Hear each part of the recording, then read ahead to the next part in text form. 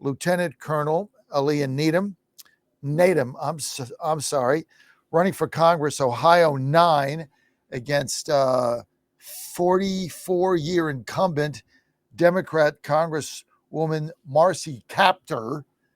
Oh, geez. How these people just get reelected over and over.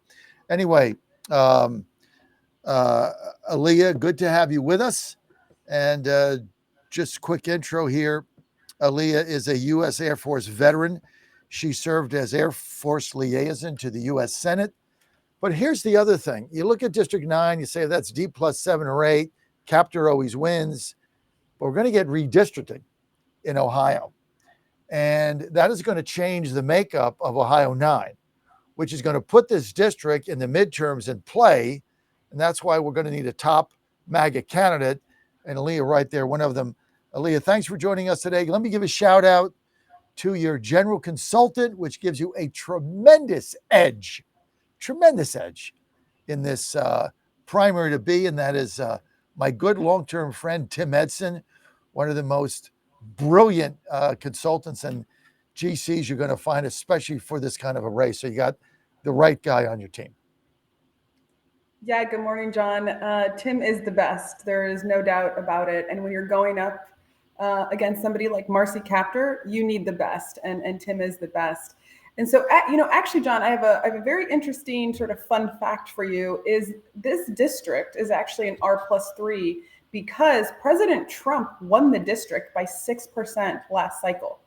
And so what it tells me is we did not have a top tier candidate. And like you said, having somebody who's a MAGA candidate, a conservative, who really is backing Trump, that's what you need to flip this district. And by the way, this is a very union heavy district as well. And you're starting to see the unions vote for the president because the president has finally made Wall Street and Main Street a priority.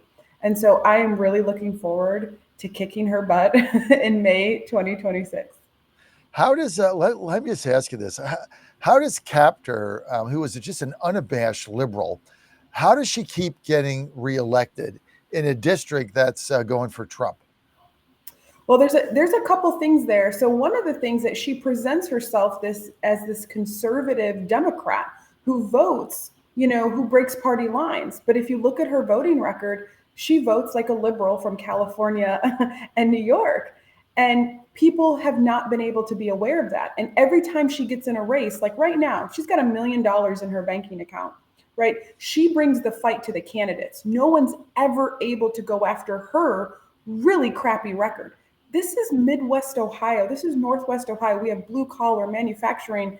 She is not voting the appropriate way. And so this time, that's part of the reason why I started early. I announced my campaign in April. I need to do the hard work to beat somebody like Marcy Kaptur. I'm here to work and get things done so we can get this country back on track. Alea, when is your primary? My primary is in May 2026. Right. So you got a primary in May. Obviously, there's other candidates in this race. How do you win that? Yeah, so the couple candidates that are in here, they're just loaded down with baggage, right? They've been House representatives. They just haven't been able to do the work, and they haven't been able to raise enough money to be able to fight Marcy Kaptur's record. They've really been loaded down. Some of them have some real skeletons in their closet, and this is what I'm talking about. If you're going up against Marcy Kaptur, you cannot have career politicians, right? I mean, and you know this, John. Look who's winning. Right, you have the president himself, non-career politician. J.D. Vance, non-politician. Senator Marino, non-politician. Vivek, the folks that I'm running against, they're career politicians. People are tired of career politicians. So I think I have an advantage there. My only crime is I've served my country. That is what 9/11. I left immediately my senior year because I was called to serve. I knew the language. I had grown up in Iraq for a bit, and I joined. I joined right away. And then I've been an intelligence officer, lived all around the world. And so I'm back home to fight. You said you were a senior in 9/11. Was that a senior in high school? Junior. I was a junior in high school when 9/11 happened. And I was sitting in homeroom and just like everybody else had that moment. And I have to be honest, John, I wasn't the military type. I was in dance, very girly. But what happened to me actually as a child, I was actually kidnapped to Iraq and was forced to live under Saddam Hussein's regime for almost 4 years. Wait, And wait, wait, wait, wait. Go back. Tell us about your Iraq kidnapping. Tell us that story. yeah, so unfortunately, my own father kidnapped me to Iraq. Took actually, it was sort of as a guise, took my family over to Iraq and then forced my mother and sister to return to the United States and kept me there. And Why did he keep you and not your other sister? well, he actually forced my mother. He forced my mother to choose which daughter to take. Wow, that's And pretty bad. right. And so listen, my if there's any hero in the story, it's my mom. So my mom was forced to pick between her two children. And the reason she picked my sister is because my sister couldn't blend in Iraq. My sister's got green eyes, very fair skin, had blonde hair, and I had all my dad's side, right, the Middle Eastern. I could blend in. And so, that was a key moment where people talk about what is freedom like. Well, I can tell you what freedom, what it doesn't feel like to have freedom. So it made me unbelievably grateful to had been born under the US flag. So when I was rescued, when the FBI, my mom, and the US government came to rescue me, my life completely changed. I've never How been did they rescue you? I mean, this is a fascinating story. Walk us through that. Like, how did they like your father makes your mother and your sister go back, so your father has custody of you. How old were you? So I was 8 years old. So you're Um, 8. You're living in Iraq. Where were you? Baghdad? What area? I was in Mosul, so northern Okay, you northern were you were in northern Iraq with your father. Was your father a businessman there? Did he have business? Like what did he do there? Yeah, they had businesses. So they sort of owned what you would call like a mall type of thing. So he was a businessman there. And so I lived there without a mother. I was forced to go to school. So I had to go to school. I had to learn Arabic. I was also scheduled, and I mean this, scheduled to get married as soon as I started my menstrual cycle. Right. So being a woman automatically became a second class citizen in Iraq. And what happened is the FBI coached my mom. They worked with my mom for almost 3.5 years to get her to get my dad to come back. So at first, when the FBI approached my mom and said, we don't have jurisdiction in Iraq. The Department of Defense does. By the way, the first Gulf War tensions with Iraq were very high at that time. So my mom had to sort of go back to my dad and say she wanted to be a family again, that she wanted us to be united, that she wanted to move back there with him. So she convinces him that he actually comes back, but he flies into Canada. And he flies into Canada, and because Canada is one of our strongest allies, they FBI and the Canadian police worked together. So when he landed, he was arrested and was told, you would not get out of jail unless his daughter, I came back. And so after almost 4 years, I met my mom in Amman, Jordan, and I was rescued and came back to the United States. So I'm forever grateful. Where's your father now? My father actually lives in the United States now. He did not like living under ISIS. And so that's been some real tension between my parents. So, my mom's whole point is you kidnapped my daughter to live in Iraq, but then, now when ISIS took over, it wasn't safe. So he actually lives here.